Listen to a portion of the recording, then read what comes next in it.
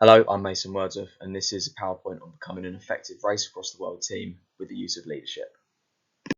So, an academic definition of leadership says, inducing followers to act for certain goals that represent the values and motivations, the wants and needs and aspirations and expectations of both leaders and followers.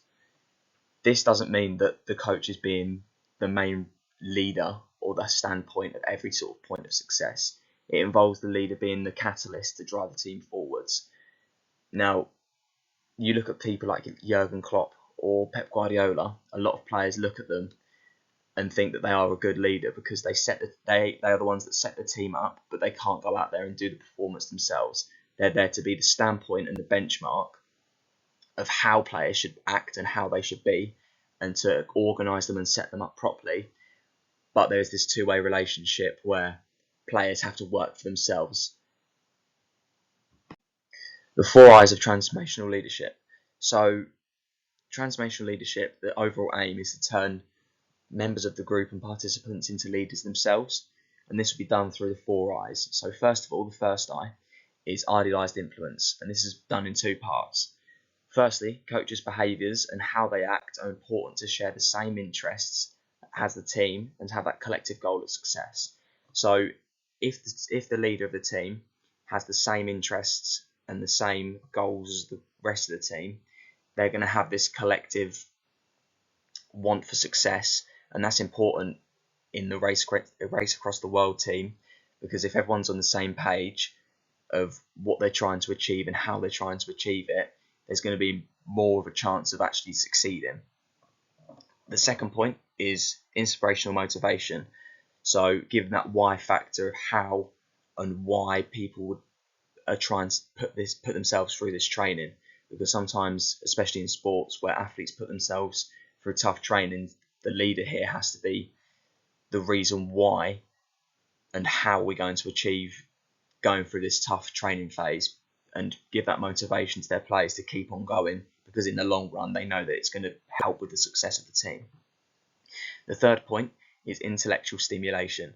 The goal is to encourage other ideas from team members for the team's best interest. So this is creating a really open space where mind mapping and new ideas are really encouraged from the leader. So the leader has to be very open to new ideas and not uptight about any criticization of how they do things and what they do. So the fourth point is individualized consideration. So this is where the coaches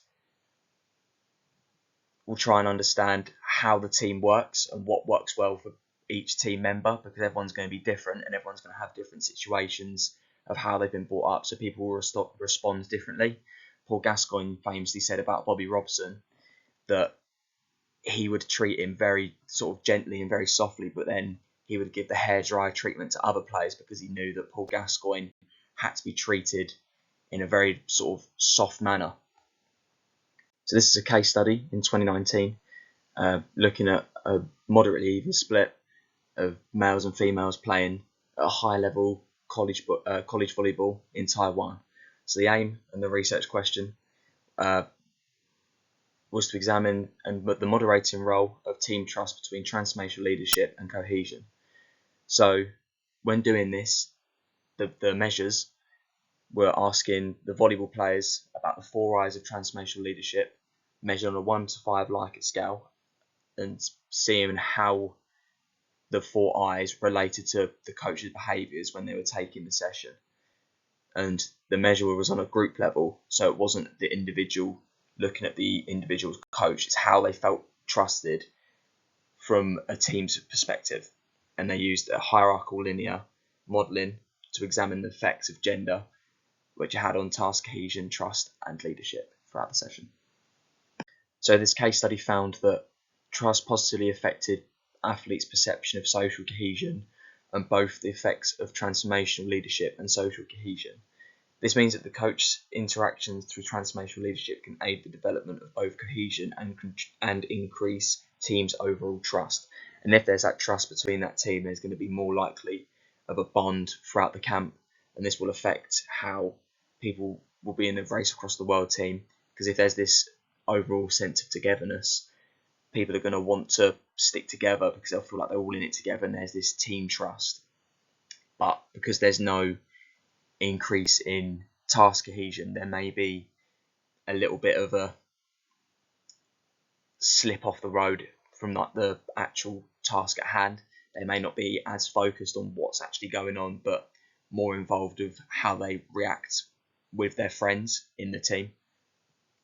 So in conclusion, the recommendations that I would give for any leader in a Race Across the World team would be to keep using transformational leadership, because if you can keep inspiring and keep motivating your players and have that team trust and that team bond that everyone's having from the previous study and the volleyball study, then there is going to be that overall sense of well-being, especially when times get tough. You think about the second point of the 4 eyes. When things get tough, there's going to have that collective sense of togetherness and wanting to all achieve the goals together. But I do think there needs to be an increase of actual task cohesion, because like the previous study stated, although there is an increase of social cohesion in the group with transformational leadership, there's not that emphasis on task cohesion. So like I said in the previous slide, there may be that great sense of togetherness, but there's no real direction of where they're going. So if they want to be successful, I think they should use transformational leadership, but look towards setting goals properly and trying to be together as a team, but move forward together as a team at the same time.